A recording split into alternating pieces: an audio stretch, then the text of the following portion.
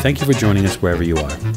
This podcast episode is brought to you by the Old Ways Actual Play team. This actual play uses the 7th edition Call of Cthulhu tabletop role-playing game, Rules by Chaosium. This actual play is performed by adults and in an adult setting. While we try hard to stick to reasonable languages for all ages, listeners should know that this is a podcast that may include mature themes. All content, including names, places, events, companies, and etc., may bear resemblance to persons living or dead, is strictly coincidental. My name is Michael Diamond, and for tonight's game, I will be your keeper.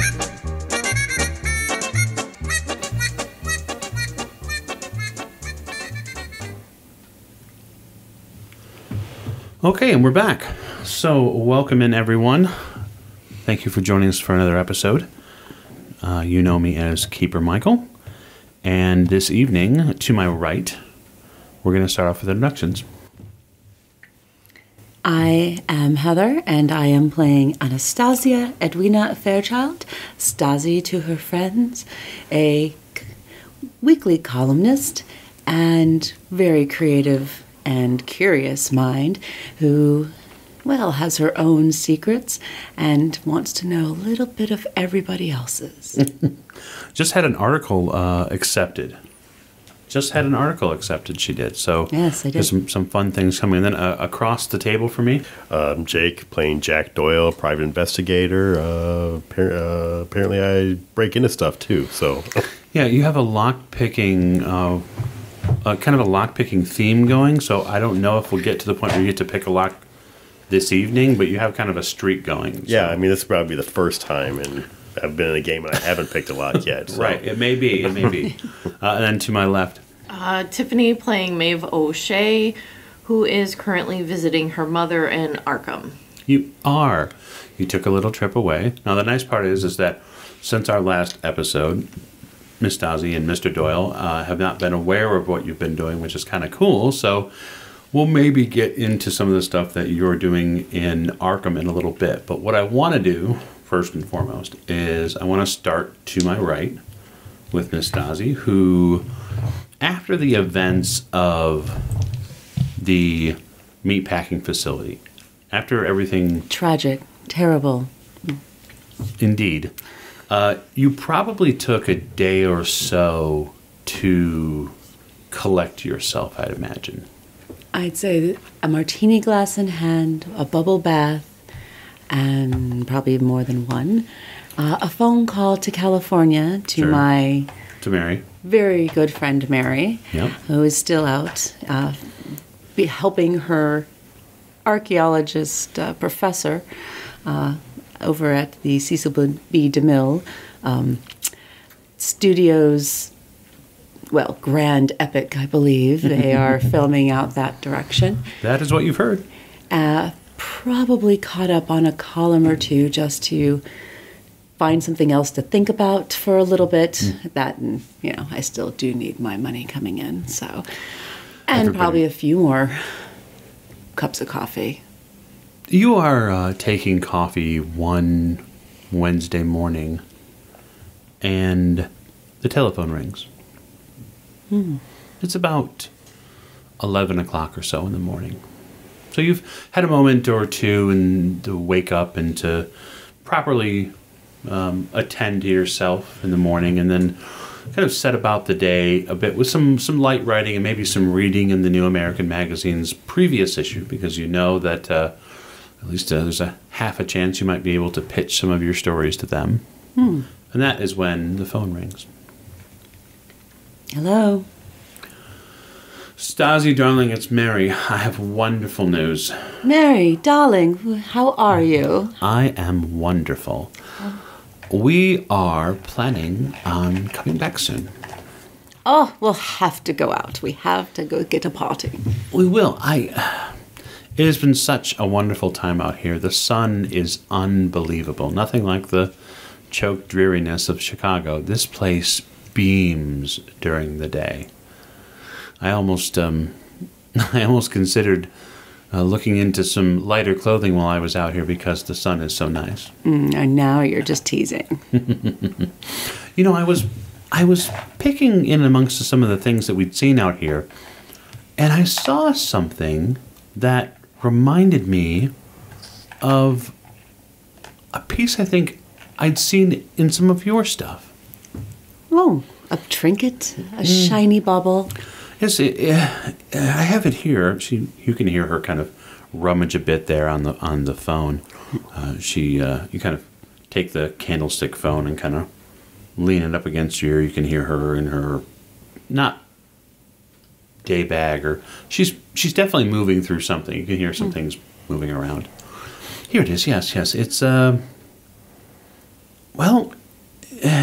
it's a coin, and on one of its faces there seems to be some sort of symbol. Now, I spoke with a local man here, who said that it must have come from Peru. And then I remembered that you spent some time in Peru. Oh, yes, of course. Just a brief passé. Yes. Why? Why? What about the coin?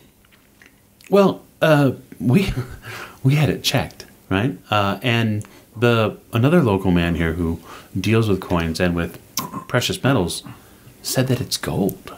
It's real gold. It's not plated or some sort of pyrite or anything else. It's actual gold. Darling, you are in California. I do believe they had that called the Gold Rush State for a reason, but how lovely. You'll have to show me this beautiful trinket when you get home, darling. Oh, please, when are you getting home? I do miss you so.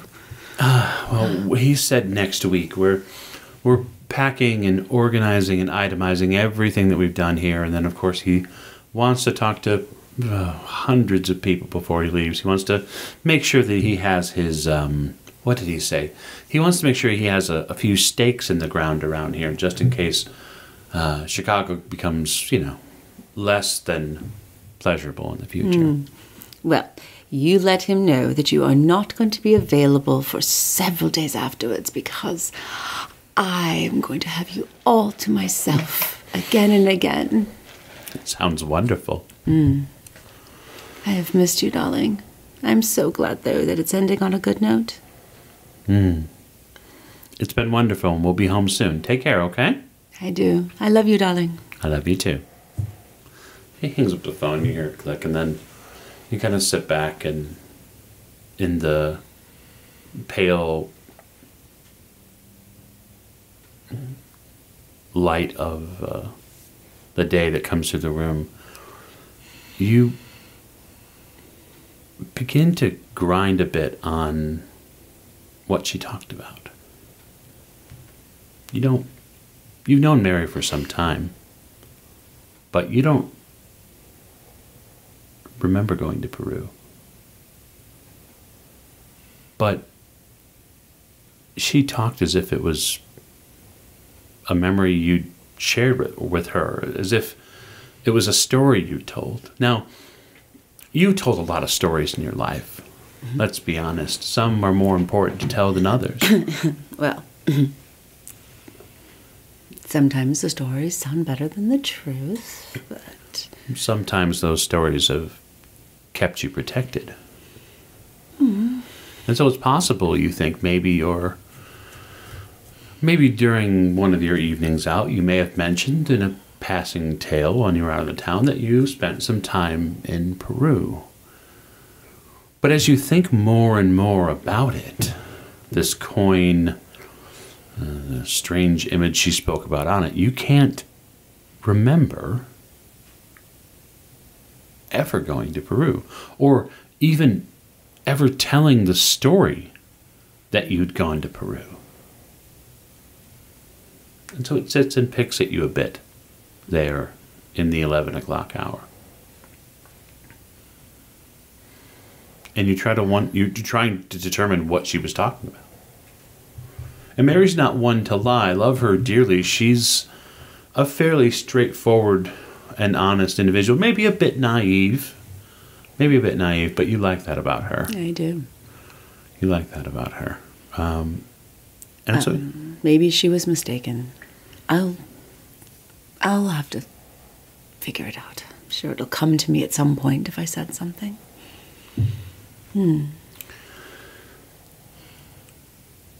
the rest of the morning hours are spent between reasonable amounts of food, a proper drink, just to fortify oneself here at the midday, and a fair amount of writing time. With what's happened at the meatpacking plant behind you for the most part, you've been allowed to collect yourself over the past few days, and you're really just now getting back to feeling like the old Stasi. There aren't crazy things happening. There aren't cultists trying to kill you or strange creatures coming out of the earth. There's nothing like that. Are surrounded by people who have the most wild of thoughts and remind you of darker times. Indeed. Indeed. There's a knock at the door around about 12:30. Goodness. One moment. I'll go to the door after making sure I put on something, a robe, to make it more appropriate because... Yeah, you have your nightgown and a robe and then the house coat. You have multiple layers to at least be reasonable enough to answer the door. One of the joys of working from home. You don't want to flaunt anything to the neighbors or to the passerbys. Unless I do. But I don't. You're a reasonable woman who decides to make those choices when she does. I do. When I don't. There's a man at the door. A nice suit, hat. May I help you? Takes his hat off. Ma'am, I was looking for there's a lady at the house. Mary? I'm sorry, she's away right now. I'm her roommate. Of course. He puts his hand in his jacket pocket and pulls out a card. It's a rather large business card, maybe 3 or so inches tall by about 4 inches. It's a bit oversized than the ones we're used to today.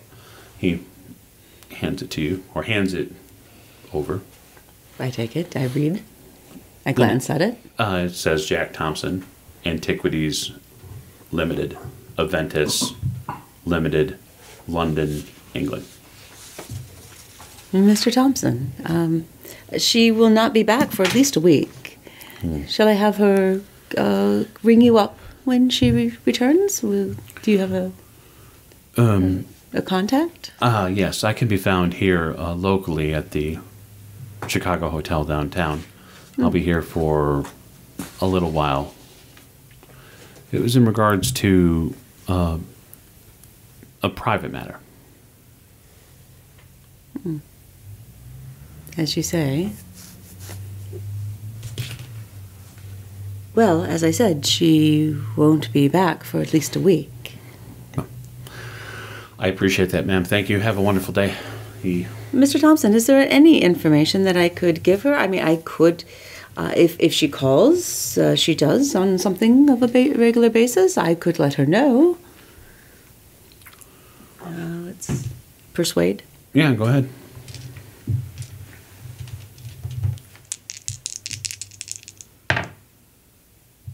Oh, yes. That's a success. He gives you a reasonably quick smile. I apologize. We're not normally the types of folks that talk about private business with others, but the lady of the house did mention that she might have stumbled onto some older South American artifacts. I work for a company out of England. They're a direct dealer in international artifacts. Buyers and sellers, you understand. I do understand that antiquities would exchange hands, at least on some legal level. She has a collection of items we're looking to acquire. I cabled her about it about 2 months ago and told her that when I was stateside here, I'd pay her a visit. I wasn't aware she'd gone. Otherwise, I wouldn't have troubled you. Oh, it's no trouble whatsoever. Forgive me for standing here. Would you like to come in? A cup of coffee, a proper drink? Please, I mean, you just came all the way from the hotel. Sure, that's fine. He kind of glances back and tips his hat at the taxi that's at the boulevard. And then you see the taxi kind of driver wave at him and then rambles off. Please. He steps in and takes his hat off and finds a place for it. On the Right there is yeah. fine on the table. What can I get for you? What refreshment? Coffee is fine, ma'am. Cream and sugar? Oh, no, black, please. I do always say that a little bit of coffee is much better bite without anything to dull the senses. I go and pour him coffee. Sure. So please tell me more. You said something about a woman of the house. Were you speaking of Mary or your employer? Yes, Mary. Okay. He takes a silver case of cigarettes out and lights one. I bring back the coffee. Here you are. Cigarette? Oh, please. Thank you so much. Could you? He lights it. Those are definitely European. You can tell there's a difference. And of really almost any character in the game, other than maybe Dr. Tottenbach, you'd be the only person to be able to tell the difference between American and European cigarettes. I have not had one of these in quite some time. May I compliment you on your brand? You may. They're Egyptian. Really? I spent a little time there about a year or so ago for Aventus. So there isn't much to tell, really. She cabled our office a couple of months ago in New York, and we received her cable afterwards in the London office, and then we cabled back. Other than that, I haven't spoken to her over the phone yet. Well, she's been out in California assisting her professor with this new desert epic that I suppose one of the directors out there is filming. And in fact, I just spoke with her just not too long ago, and she was so happy to be coming back, coming back to the wonderful gay Chicago. Did she mention when she'd be back? A week, you said? Approximately a week. Excellent. They had not, I don't know if they had finalized their plans. They were wrapping things up, I believe is the term. They say out in Hollywood. Yeah, I've never been. I'm much more of an East Coast guy. Well, for someone who's so East Coast, spending time in Egypt sounds fascinating. I've always wanted to travel the world. It's hot, ma'am. He smiles. If that is all you have taken away from the colorful nature of something so exotic, it's almost disappointing. Well, I took away a couple of bruises, but other than that... Bruises? Oh my, that must be a tale there. You must tell me. Some of the marketplaces there can get a little rough. But we did acquire some pretty fancy bowls and pottery there as well from about 1,000 years ago. My, that is probably quite the find. Oh, you were on a dig then? I was assisting the company on a dig, yeah. I'm a planner. That's what I do. I plan some of our company's trips and then assist them with logistics. Moving back and forth across countries can get a little tricky, especially when you're dealing with antiquities. I'm sure there's plenty of... The legalities, I'm sure, are mind-boggling for those of the less knowledgeable. Well, you'd be surprised how many of those legal trip-ups can be fixed by the right words or the right incentive. Probably not as surprised as you might think. Have you spent time overseas? Not in many, many, many years. And I think I was taken overseas as a child for a very, very short time. I mean, it was just a trip. I have no recollection or memory of it. But I know I would long to see the jungles of the Amazon and the pyramids of Giza. And even, I believe, as I look at the card, Big Ben in London, to see the Queen. Just to travel the world must be fascinating. All I can do is sit here at a table with this rickety old typewriter and try to make daily life sound exciting for my columns readers. It's not the easiest thing in the world, and I'd much rather be, what do they call it, globe-trotting. Well, he takes another sip of his coffee and sets the mug down, sets the cup down. I do hope you get your opportunity to see the world. If you do, be careful. Thieves and pickpockets at every turn. Thieves and pickpockets are only the start. There are greater dangers out there, but then again, that's what makes life so exciting to live. So, South America. I will have to... I don't know if I don't understand any of it, but if she calls, I would be more than happy to relay any messages. You can find me at the Chicago Hotel, should you need me. Do you think I could convince you for just one more of those for the road? Oh, of course. He opens the casement up and passes you another one. I slip 2 out. That's fine. He doesn't mind. Closes the case and One for now, one for later. stands back up. Much obliged, ma'am. I appreciate the coffee. Of course. Takes his hat. Good day, Mr. Thompson. I think if all goes well, we will probably meet again soon. This time with Mary. It's possible. I will let her know that you stopped by. Please do. He takes his exit, and instead of waiting or trying to find a cab, he just seems to kind of turn back towards the downtown and takes a walk. It seems to be a nice day. For you.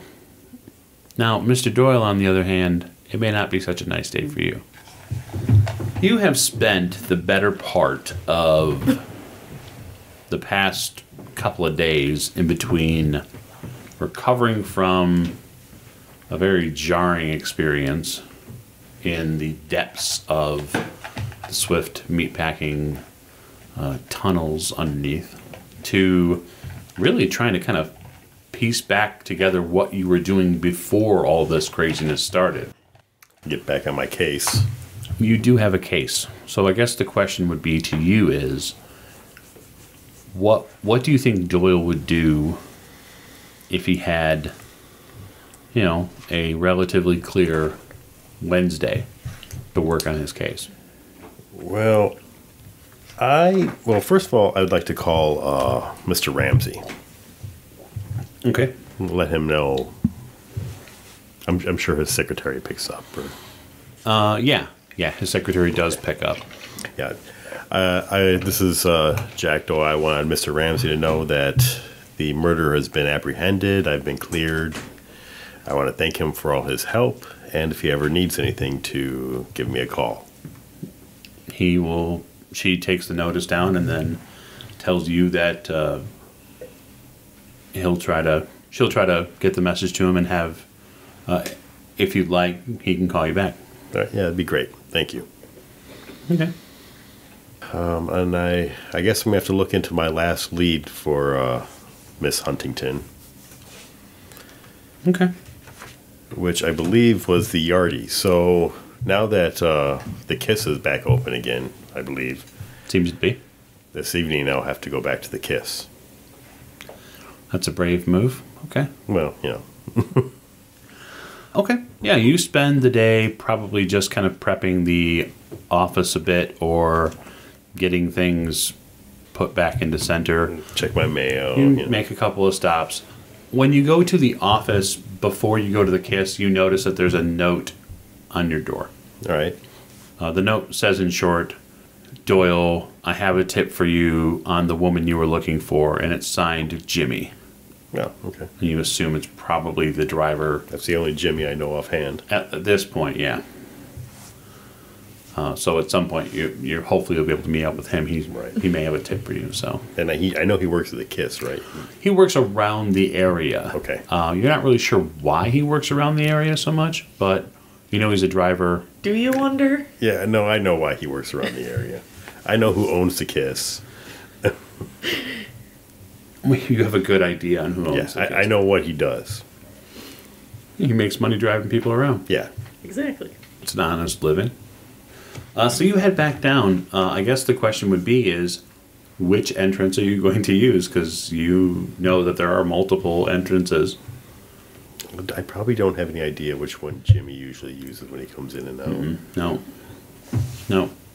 Mae O'Shea does, but that's because Right, she yeah. used the entrance. I don't think I've ever been in that entrance or.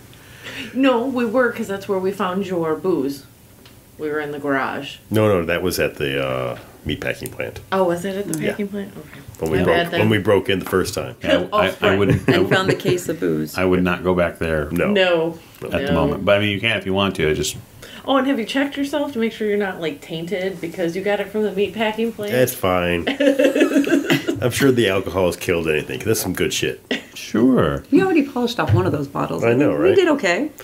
Kind of. Whatever is happening is probably growing in you now. Right, Anyways. whatever. Well, then no. The only person that I took out the exit with me, that exit, was the doctor. Okay, so I just go to the regular exit I use and knock on the door. You go to the regular entrance in the alleyway, the green door that you'd seen from the eatery one of the first nights. And they are standing at the entrance after you get beyond it is Patrick Mallory, a guy you've interacted with before. Mm-hmm. He nods to you. And then as you kind of move past, he kind of moves to put a hand on your shoulder and he says, "No funny business this time, okay? We don't need any more problems. Hey, I didn't shoot anybody last time. Don't shoot anybody this time." Well, I'm not planning on it. Is Jimmy around? What, the driver? Yeah. I mean, it's possible. I mean, sometimes Jimmy finds himself upstairs. So maybe go ask Miss Jane about him. Thank you, I will. Well, you head into the Kiss. It seems as the first floor seems as lively as ever. The speakeasy music, which isn't today anyway, is not a live musician. They actually have a some sort of record player going in here. And you take it up to the second floor, and then go up to the third floor, and you get relatively quickly anyway, given the fact that some of the staff know you here. You get moved past the bouncers that sit at the top of the third floor, and then you're in Miss Jane's parlor, which is a kind of a formal sitting area, which leads later on to the rest of the floor. Right. And you see, the just mid-30s probably, the Madam Miss Jane Miss come Jane. out. Yeah. She comes out. Mr. Doyle, back Jane. so soon. I'm not here for any funny business this time. Is I'm not a comedian. I won't make you laugh, promise. Is Jimmy here? Have you seen him this evening? I have seen Jimmy this evening. He's detained at the moment.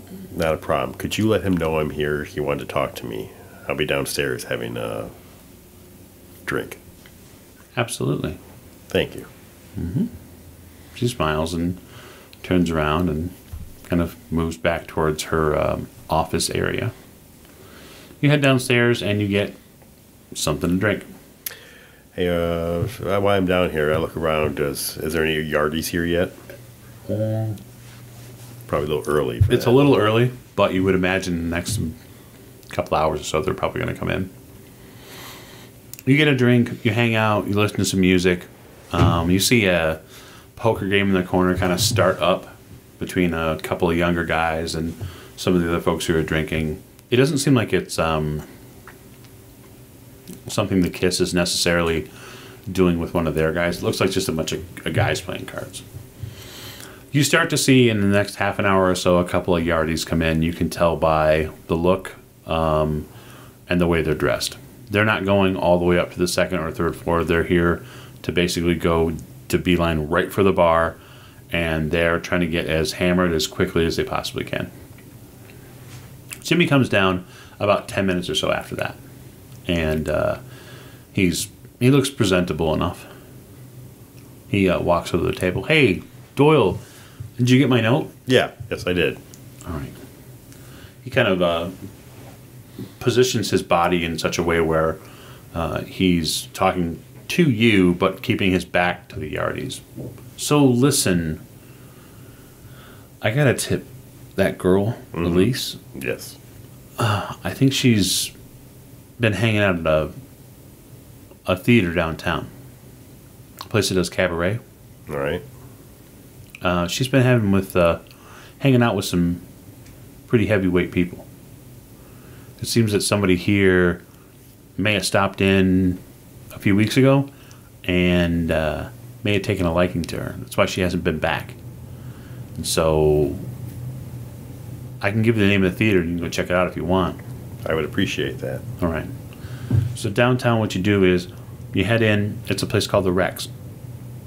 They used to do, nickel theaters and stuff like that. But after the nickel machines are gone, they've moved to pretty much cabaret and some booze. Not a whole lot, but some. Shouldn't be too hard to find. Okay, I'll look into it. All right. Here, I'll lay a couple dollars in the bar. Why don't you get yourself something to drink? I'll probably save it just in case I need to head back upstairs. He takes the money. Of course. Moving on. Yep. So the Rex was at one point a pretty happening spot as far as nickel theaters go. They had a few machines in. They used to have live music more regularly, but it looks like for the most part when you get into this place, it almost looks like it's seen better days. And it's after you're in here for a few moments, you think you realize why.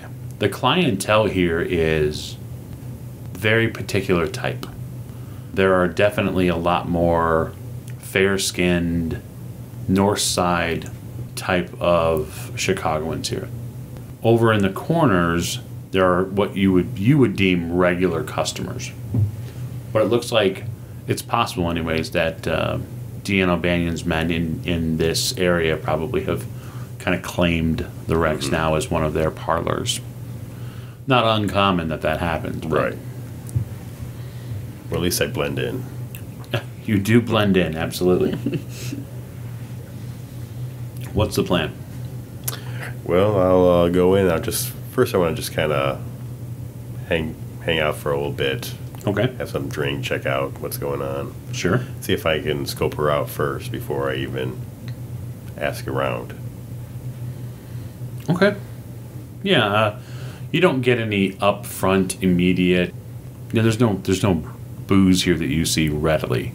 You do see occasionally people are drinking, but there aren't. It's not like a regular bar. It looks like whatever's probably being done covert, because you have moved from where the Kiss was, which is closer to the old school Levee district in Chicago, where the real Vice was before it got shut down, and you've moved pretty far. You've moved much further north than that, and you're more into the quote unquote respectable areas of town, and so they can't be as open with it probably. Yeah, you get you to see. Not a waitress, but I mean, obviously there's people asking you if you need anything. There's a bar man here. It's a soda fountain and a bunch of other near beers and stuff like that. yeah, just get something. Okay. You grab something to drink and hang out, right? Yep.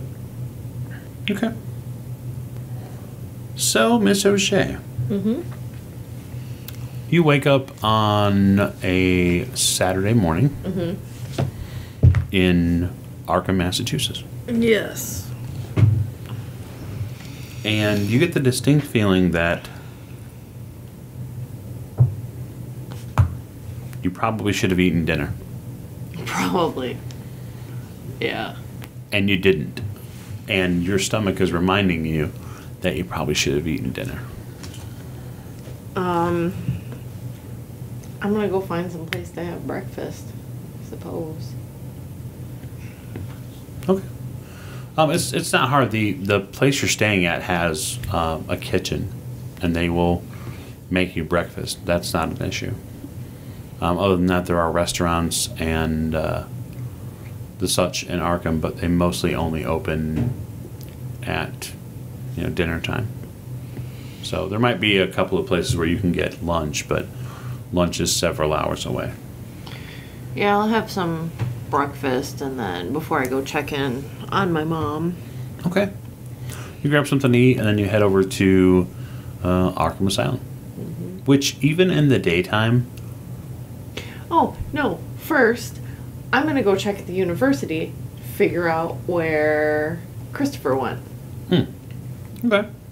It's a Saturday, but there's at least half a possibility that he might be at the university. You walk over to the university. That's a bit of a walk from where you're at, but not impossible to get to, obviously. The university campus is not bustling, but there's a fair amount of folks that are spending their Saturday in and out of some of the buildings. You go to the building that you met him in previously where he was working at, and there isn't a receptionist or any sort of greeter person there on the weekends, it looks like. But you are free to maneuver around the building.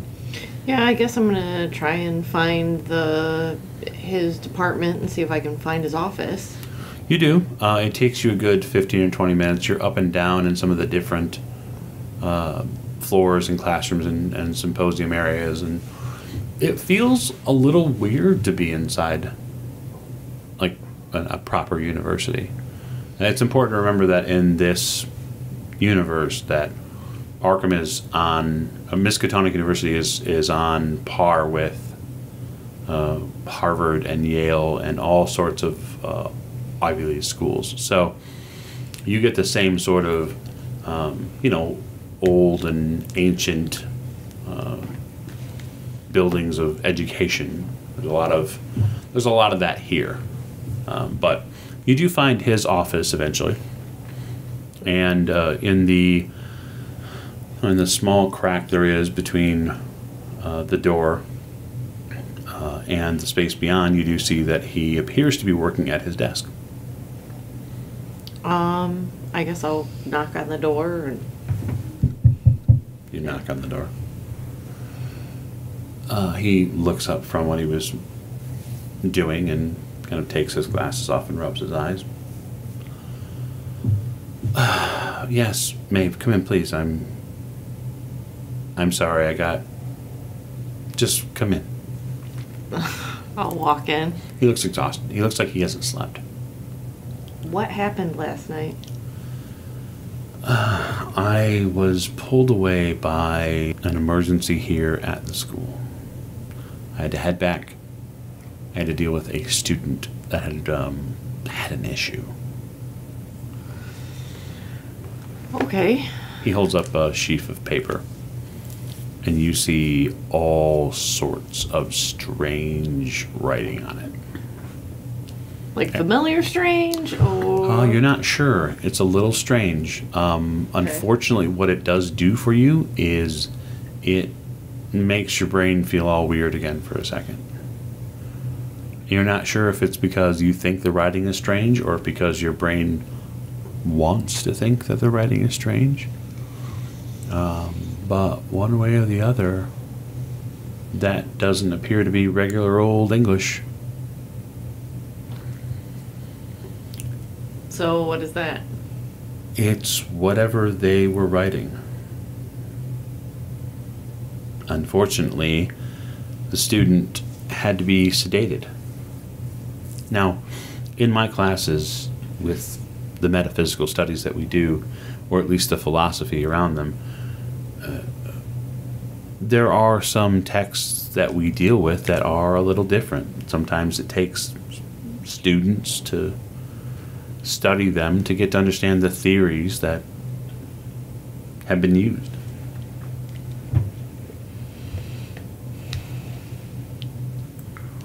But if you'll see here, he kind of points to one section of it. They seem to be working up to something. It reminds me somewhat of the Key of Solomon, but the language they're using I'm not familiar with. Have you seen anything like it? I don't know if it's like it. I've seen strange writing, yes. Where?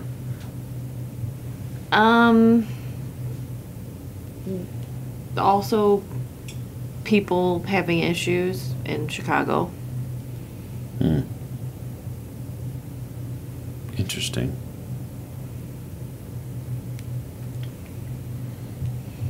More than one, then. Yeah. A whole group of them. Really? Yeah. What can you tell me about them? That they believed in this God that they were trying to wake up, and they had all kinds of stuff going on. So. Trying to wake a god? I didn't know God slept. Apparently they do. How is your mother? She's okay. She talks about these things that came to get her that started in Elgin. Get her? Yeah, like they're trying to talk to her, or they're following her, or they're rattling the bars on her windows. Sounds like a pretty standard case of paranoia. It does. Except for, I don't know, I just don't remember her having issues with these things. How long has it been since you've seen her and talked to her? Well, it's been quite a while because I didn't know she was here. Well, I'm just merely pointing out that if it's been a little while since you spoke with her, maybe she developed them during that time. Yeah. Well, she says they followed her, so it's the same creatures or things. Well, they're probably never far from her because she's probably imagining them. Yeah, perhaps. Were you able to get anything, or were you pulled away pretty quickly from the asylum? I was pulled away fairly quickly. I didn't get much into the records other than that. My plan was today to at some point go back and start again. There isn't going to be much that I can do to get her home. So, I guess I'll be making regular visits here. Well, I mean, that doesn't sound bad to me. Yeah, it's a little far, but yeah, I have no legal recourse to bring her home. Why not? Because my father moved her here. Your father moved her here. Neil. Mm-hmm. Signed her papers. You start hearing your father's name in your head. And you begin to drift a little bit. And it's disconcerting because you can feel your mind drift. And you feel your body slump for a moment. And you hit something hard. Your body drops and you hit something hard. And when you come to, you are in a smoky, warm, humid restaurant. There's rich wood tones on the floor and on the walls. There are fans on the ceiling that are moved and propelled by leather straps that move around. There's a definite Latin feel to the entire atmosphere here. And at the table with you, there are several people. And they're people that you recognize.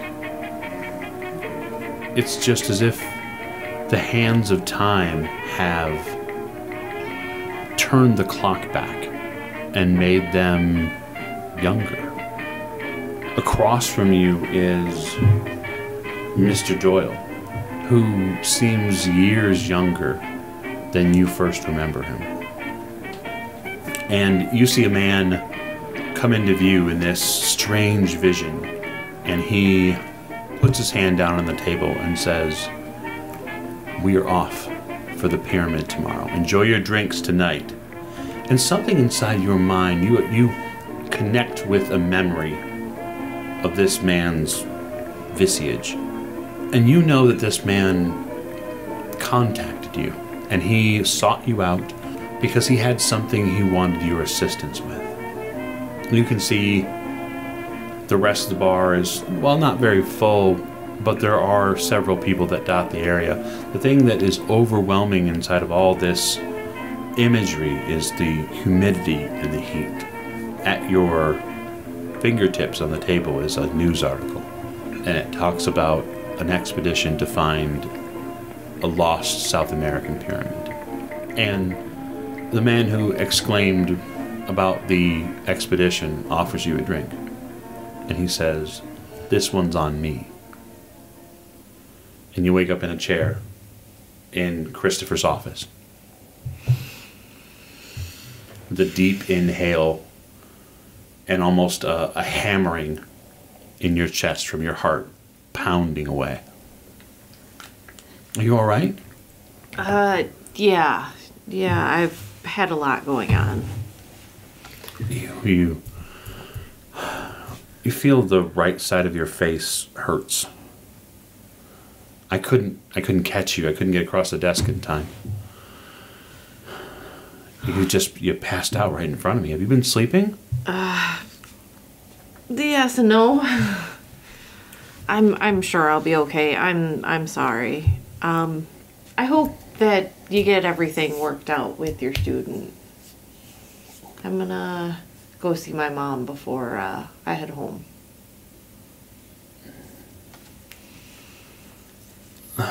He helps you up just from the chair. Maybe if you need anything, just let me call me. You know how to get a hold of me. Yeah. I can be on the next train to Chicago anytime you need. Okay. Well, the only favor that I'll ask is keep an eye on Mom and make sure they're treating her okay when I'm not here. Well, she'll have an advocate here with me. I'll continue my checkups on her. It might be useful if you talk with the folks at Arkham there to see if you can put a medical writer in her file. That might allow me more access based on the wishes of an immediate family member. Now, there's no guarantee that they'll do that, but Right. it might be possible. Yeah, I guess it depends what my father has. If he just signed to move her, if he's signed other waivers, if he's... Yeah, I don't know. I know right now she's not eating, and it's not good. You want me to walk you over there?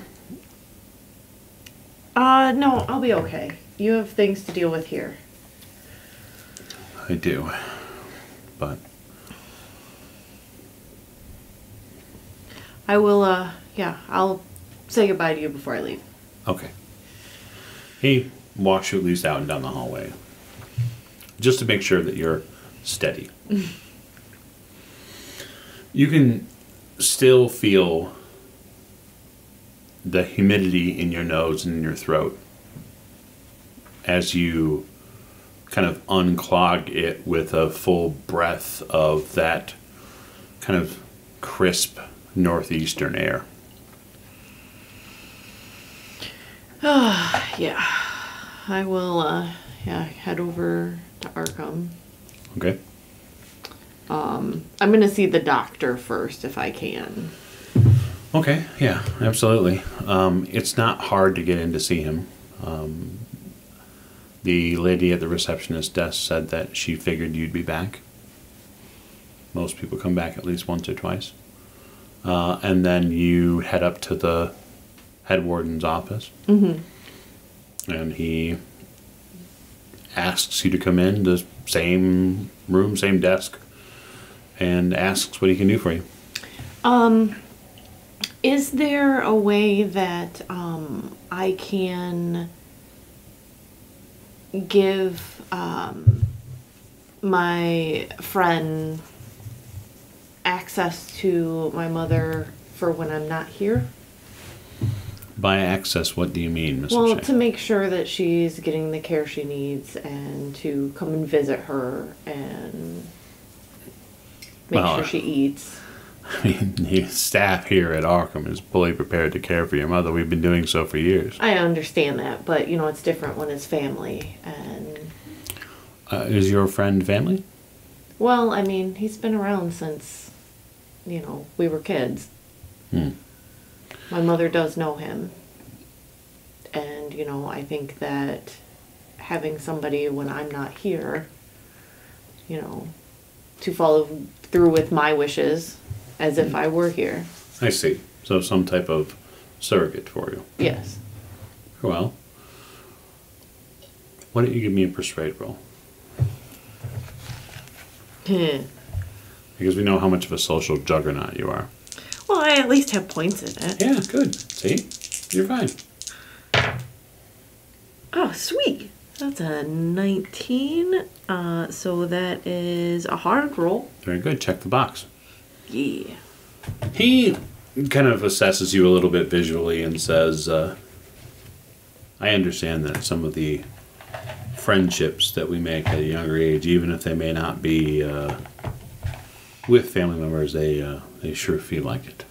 And I don't mean any disrespect to you or your staff that you're not. I just want her to have a friendly face, a familiar face. I understand, Miss O'Shea.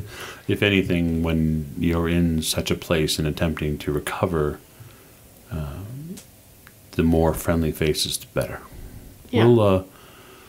I'll order our nurses and orderlies to allow your family friend some access to her, although I will draw the line at any medicinal procedures or any bloodletting or something like that. No, he's not a medical doctor. He's a professor at the university. Miss Katana, Professor. We have several who visit our patients here. Oh, well, I think you know him, Professor Cross. You see his facial expression change a little bit. I wasn't aware that you and Professor Cross were friends. Well, we grew up together, pretty much. Went to school together. Interesting. Yes, it seems you are probably around the same age. Well, Professor Cross has a bit of a reputation, you understand. He's a good man, but he's rumored to dabble in things, strange things, you understand, things that are not what we would call medical science. Yes. Clearly you don't know much about my father, and that's okay. Really? Was Mr. O'Shea into these practices as well? He read a lot of that sort of thing. Interesting. I've never found any hard evidence. I think with my father it was a passing interest, perhaps. I don't know. I have a lot of books. So, it doesn't surprise me that, somebody else would. Everybody likes the unknown. Yes. Well, I'll put it down that Professor Cross is allowed to see your mother, although we will limit his time to make sure that your mother has time to recuperate. Yeah, I would like him to, if he gets a chance, to be able to see sometimes some of her agitation at night, to report it to me. The most I could allow would be him to view her through a privacy screen. That would be about it. Right, for his safety, and yeah. Well, and for the privacy of the patient, I would not want to. I would not want to have the two together after hours. It wouldn't be proper. Right. Very well. All right, then. Is there anything else? No, I'm gonna go see her, and then I'll probably be heading back home. To Chicago, you said, wasn't Yes. it? Yes. Yes, well, And I'll hopefully I can make it once a month back. I'm sure your mother would appreciate that. Yes. Well, he stands up and gestures towards the door. Let me see you out. Thank you again for coming, Miss O'Shea. I'll be sure to inform the nurses and orderly of your wishes with your mother. Thank you. You exit and you kind of take the slow walk out of Arkham. Well, I'm gonna go see Mom first. Oh, right. Okay, very good. You take a left turn then, and you head towards the ladies' ward, and you head towards your mother's room. Yes. Is she still sleeping? No, she seems to be awake. She has a small desk pulled up near where her chair is, and your mother is drawing. Okay. A previous pastime of hers from when you were small, you can still remember. She used to draw with charcoal quite a bit, and she seems to be drawing some sort of swirled circle. There seems to be a lot of motion going on in whatever she's doing. And she's doing it with a piece of charcoal, but she's also using the tips of her fingers. You know your mother to have very lithe hands. She has very long fingers, and she seems to be almost like interpretive art when you come in. She doesn't seem to stop. I'll go next to her and look at her picture. And... It's definitely... It's almost as if she's drawing something that's a single body, but it's... the outside of it has a swirl to it. This is a terrible example, but it's almost like a French braided object. It has a lot of, definitely a lot of curves to it. And there does seem to be some type of head. Okay. What are you drawing? I'm drawing... Don't you remember? I'm drawing it. Don't I remember? From when? I'm drawing what you told me about. In Elgin. You came to see me. She turns to face you.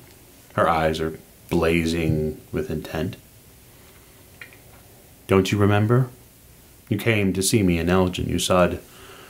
She kind of motions up to the drawing, and she takes her fingers and crushes a bit more of the charcoal, almost atomizing the piece she has to blacken her fingers all the way down. And she begins drawing this two kind of diagonal pieces that run the outside. And she begins drawing almost a diamond pattern around the object as if to cover it. And she moves in and out with each one of her fingers on her left and right hand. She's painting something. And she covers the first image she placed on there with in this just furious motion. She covers it with almost as if there's a wall guarding it. And there's a crack there in the middle of the wall. And it's through that crack that you're seeing whatever is beyond it. And she finishes in this, minute or two of furious motion. And she takes her charcoal-covered hands and she covers her face. And she starts sobbing. You told me all about it in Elgin. You said it was beyond the wall. You can hear her labored, almost frenetic breathing. It was beyond the wall, and you saw it. You have no idea what your mother's talking about. Nope. I'm gonna assume she was speaking maybe to my father. Have you seen it again? I've never seen it. I never saw it. Her hands have slumped now at her sides, and you can see her face is now covered in charcoal dust. I never saw it. I never saw it. You told me. You told me you came back. And that's what you'd seen.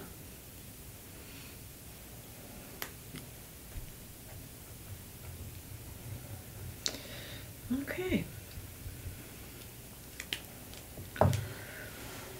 I'm gonna get a rag and clean her face up and clean her hands off. She's pretty docile. I mean, you would imagine that if she's been up this long, it's quite possible she's probably at her morning medication already. So she's probably a little tamped down from what she would normally be. You clean her face up. You clean her hands up. She kind of moves back to kind of sit back in the chair and to stare out the window. Can I keep this picture? She slowly nods. I'm gonna put that with my other collection of. Yeah, it's just it's not an 8 by 11 or anything like that. It's more of a square kind of, I don't know, say it's a 16-inch by 16-inch piece of white paper. Mm-hmm. And on it there's a strange charcoal image. Yeah, I'll take that, and then, have you eaten breakfast? She nods. What'd they make you today? They made me eggs. She seems a little despondent, just by the tone in her voice. I don't like the eggs here. They don't make them right. But the doctor said I had to eat. You do need to eat. It's very important. If anything, eat your toast. I'm assuming they give you toast. They do. They do. I miss the rye bread. Okay. Well, what if I have Christopher bring you some rye bread? She seems to warm a little bit at the mention of his name. Yes, I would like that. Hopefully he can visit you more. Oh, I don't know if the doctor will allow that. Oh, I talked to the doctor. He said that he would. Why wouldn't the doctor? I don't know that all the doctors here are very nice. Have they not been nice to you? I hear things at night. I hear things outside. It doesn't sound very nice.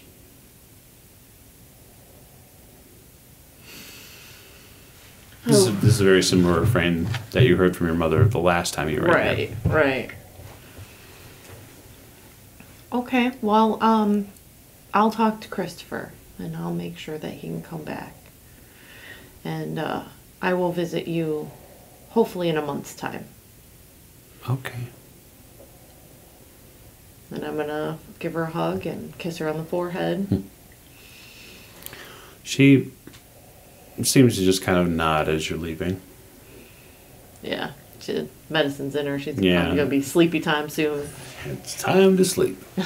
Say hello to clouds. That's right. There's nothing wrong with that. And then, I'll go to the train station, see when the next train is, and then hopefully be able to see Christopher before I leave. It looks like there's a train that is coming around 4 o'clock. Okay. It's a overnight train, and then you would get in probably to the local Chicago time. Most likely you'd get in probably either late Sunday night or early Monday morning. Okay, we'll leave you there for a second. Miss Stasi, Yes. your plans for the balance of the afternoon, minus your Egyptian cigarettes and infrequent random house guests. I think I am enjoying a bit of solitary right at the moment. Okay. Considering the past events, I've had more than my fill of other people for a few days. Keeping up on the paper and the radio, perhaps, though? I must admit a bit of morbid curiosity, so to see if any of the events show up or anyone related to it. So I'm sure, though, in my meanderings through the morning paper, I will possibly in the back of my mind take mental note whether or not I actually see any mention. You do a bit of a deeper digging on it, and you don't find any mention directly of the packing company or the stockyards in a direct reference to something terrible or terrifying or altogether unholy that might be going on there, even though it seems that it is. What you end up noticing with your kind of journalistic eye is that there exists on a kind of a back page, a deeper page, there does exist a story about one of the companies that has been involved in the meatpacking industry lately. It has to do with the railroads. And it does reference that they have had some difficulties making regular deliveries to certain areas of Chicago because of delays on the actual rails. Now, why this makes a difference to you is that you remember the building's position being very close to some of the older rail lines there. Yes. And so while there isn't any direct reference to it, the rail line, the deliveries, it does seem that, at least possibly, that whatever has happened there, it being a few days after the actual events have happened, there may be some reverberations going on down there, and quite possibly someone is trying to deal with the problem long term, which might be creating slowdowns.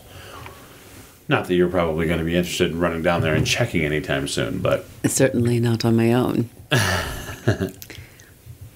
I'm maybe a fool in love, but I am not a fool in whatever was down there. Yeah, no, I know her better than that. I'm sure that you would. That's probably one of the last places you'd look to go. Beyond that, I look for any mention of unusual circumstances happening,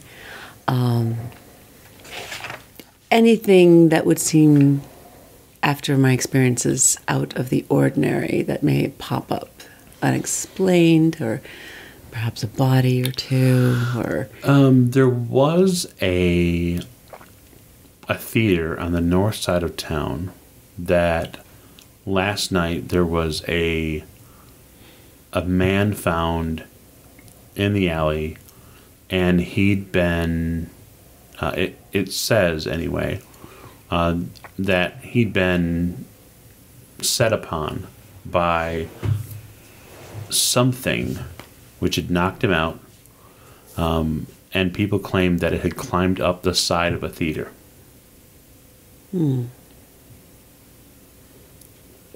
Something.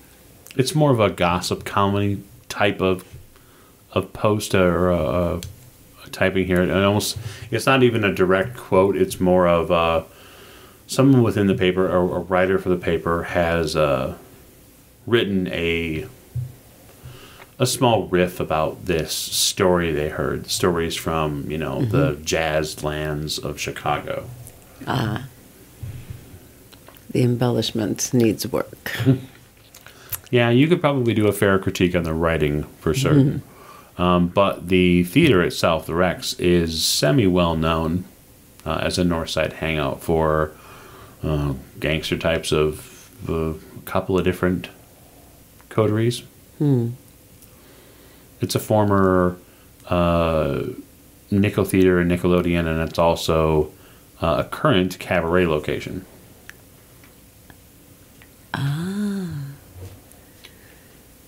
They do like their cabarets.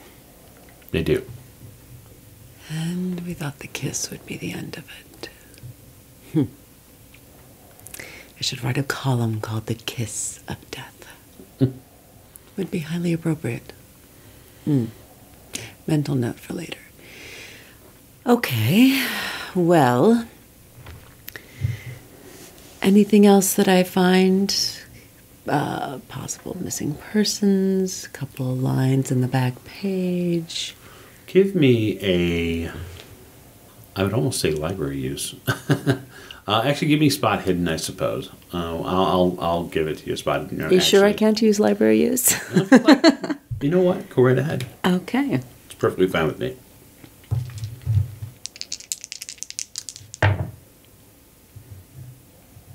And that did me no good. Unfortunately not. Okay. No, you don't find that. So the last thing you probably find in today's paper is a for sale listing that piques your interest. And that's the for sale listing of a Michigan Avenue apartment. One that perhaps we were familiar with or knew of. Any name or contact information on the listing? Yes, it is currently being sold. Let me find the actual company, so I have it here for you.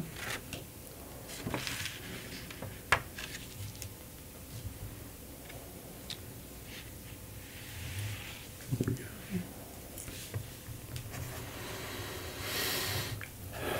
Once the document decides to frickin' load. Yes, the company's name that owns the apartment that is selling it is Kent and Sons Music.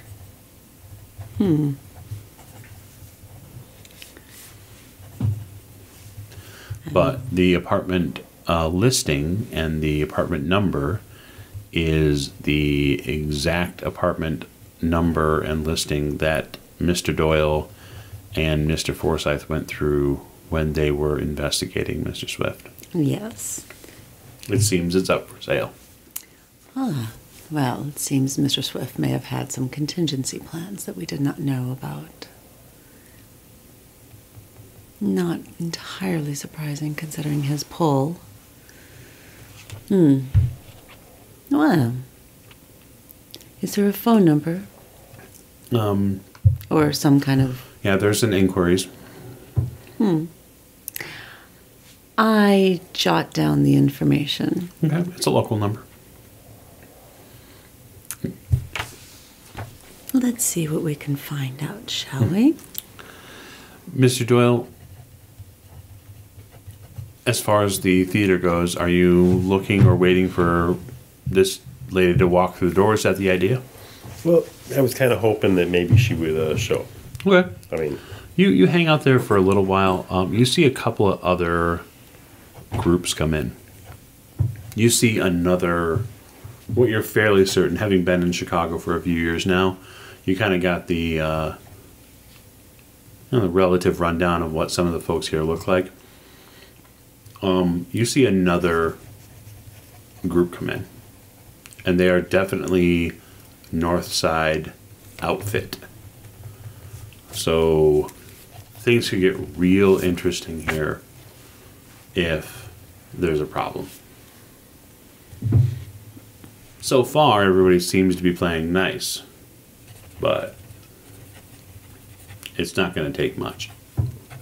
These are two groups that definitely don't like each other. Right. I really hope there's not another shooting here, because I don't need to be at yet another shooting. No. You hang out for a little bit, and then after a while, you're not really sure how long you can keep hanging out here with nothing to do. Mm-hmm.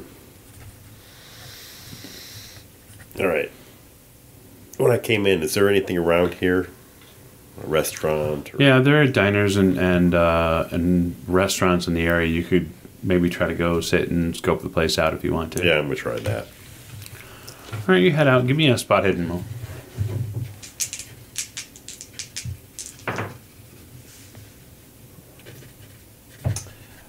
That is a hard.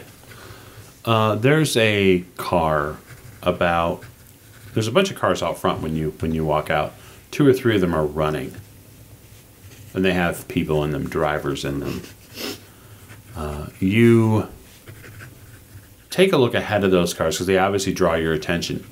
And when you look ahead of those cars, you see what you think is, anyway, a very matching description of a woman getting into a car with a fairly nice dressed gentleman. And what piques your interest is the fact that she's wearing a fur shawl. Just like they described. Yep. I can't make a positive idea. I've actually never seen a picture of her, but the gentleman she's with, do I recognize him? It's possible. Let me see here. What do you have for...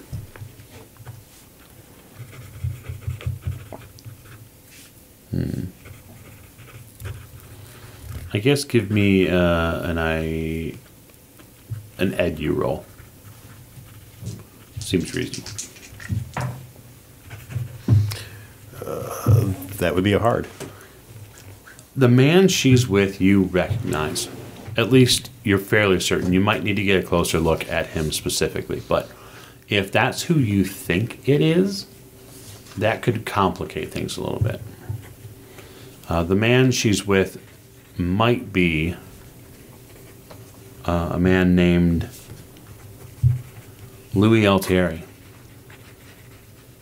He is a fairly well-known member of the Chicago North Side Gang. He is also, at least in police circles, because you used to frequent police circles, he's well known as an assassin. He's somebody who reportedly kills and enjoys it. Can I head that direction, see if I get a better look at him? Mm-hmm. You can absolutely head that direction. He's got a traditional dark suit on with kind of a striped tie, and he has a thing about wearing hats. And that's what makes the picking him out a lot easier. He does not wear a traditional fedora most times. In fact, he's mostly known for wearing not full-on cowboy hats, but hats that are a lot closer, the brim's turned up a little bit rather than being the straight-down kind of a 20s era fedora. Why don't you give me a... I'm assuming you're attempting to be unobtrusive anyway? Yeah. Okay. Pretty much stealth? Or? Yeah, absolutely. That is a 41. Well, I failed. You hustle up, and it's not so much that you make noise, it's that when you get up along the right side of the car, kind of on the actual sidewalk itself, you're on the right side of the car, and when you get into good view of where this guy is, he is looking directly in your direction. And you guys lock eyes, and you can see it's that your gaze stays on him for a few seconds longer than it would be regularly comfortable. You know what it's like as a cop to eyeball somebody. And as a criminal, Louis Altieri knows what it's like to get eyeballed by somebody who's been in law enforcement. And the car begins to pull away slowly at first, and he doesn't stop looking at your direction. I'll just keep walking. Okay.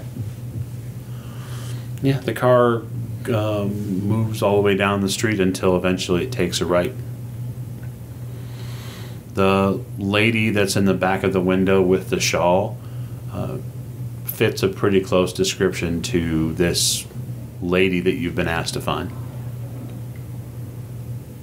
I think that's good enough for me. Mm-hmm. So I'm going to head back to the office Okay. and give my contact back east a call Ah, okay. for the job. Ah, okay. You're going to ring them. Yes. Okay. You ring them. It's late, but, you know. I mean, if it's not too late, I guess. Depends on how late it is.